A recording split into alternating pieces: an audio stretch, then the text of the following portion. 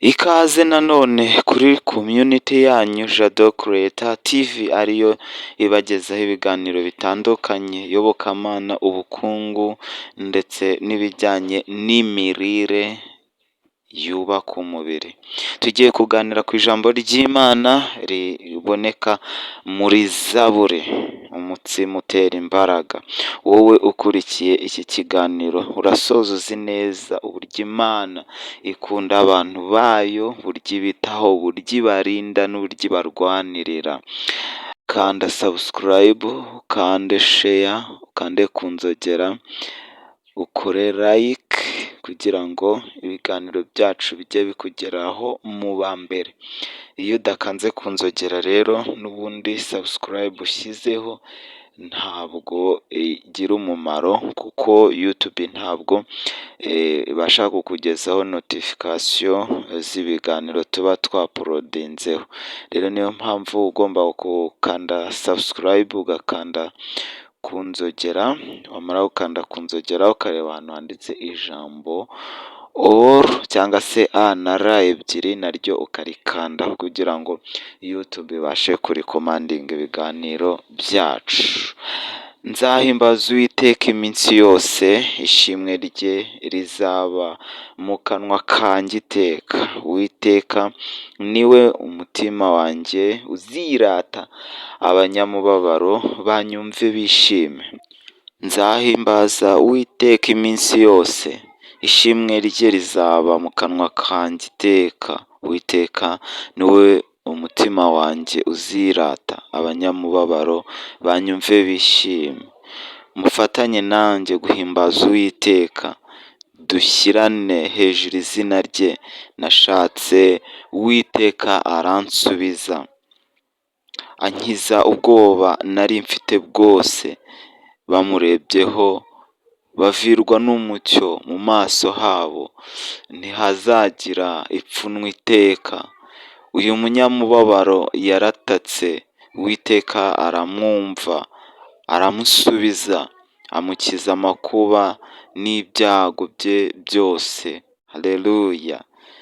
Nawe hari igihe ubu tuvugana ufite umubabaro, hari igihe ufite intimba ku mutima, hari igihe ufite agahinda, hari ibitagenda neza, ariko nawe Uwiteka agukize. Uwiteka aze aguhe umunezero, aguhe ibyishimo.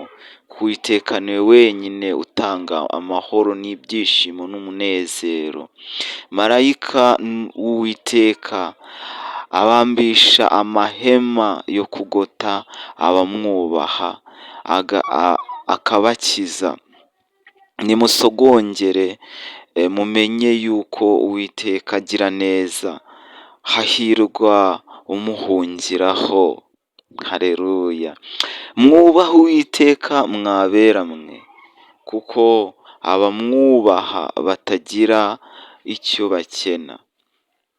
Imigunzu y'intare ibasha gukena no gusonza, ariko abashaka Uwiteka ntibazagira icyiza bakena. Mu gutegeka kwa kabiri hagaragaramo imigisha Uwiteka azaha abamwubaha. Bana bato nimuze munyumve, ndabigisha kubaha Uwiteka. Ninde ushaka ubugingo agakunda kurama kugira ngo azabone byiza? Ujye ubuza ururimi rwawe kutavuga ikibi,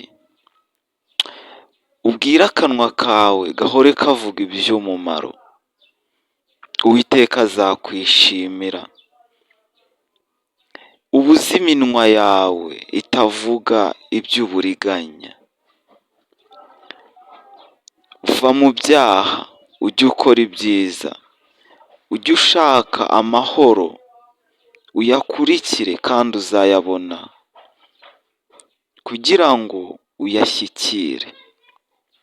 Amaso y'Uwiteka ari ku bakiranutsi n'amatwi ye ari ku gutaka kwabo, ariko abatumvira Uwiteka, Imana ntabwo ibasha kubakiza, kuko hagati yabo n'Imana harimo urusika, haba harimo urusika, ari cyo cyaha.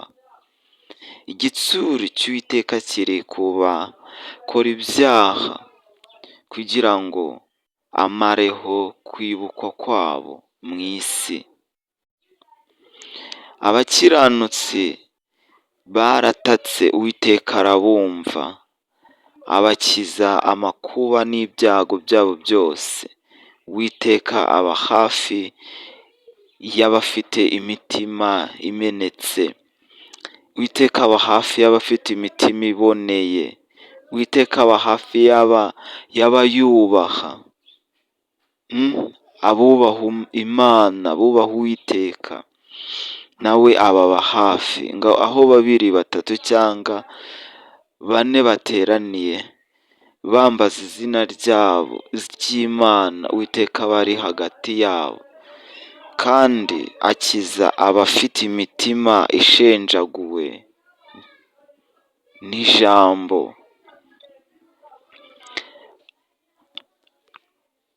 Amakuba n'ibyago by'umukiranutsi ni byinshi pe, ariko Uwiteka amukiza muri byose.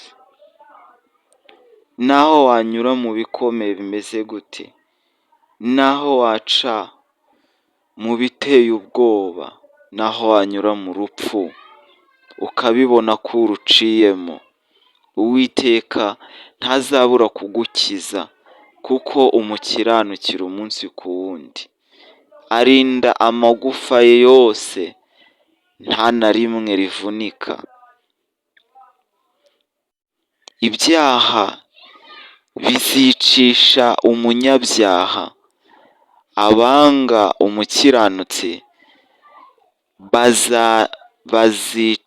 bazacirwaho iteka.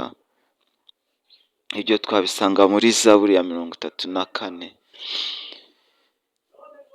guhera ku murongo wa 10.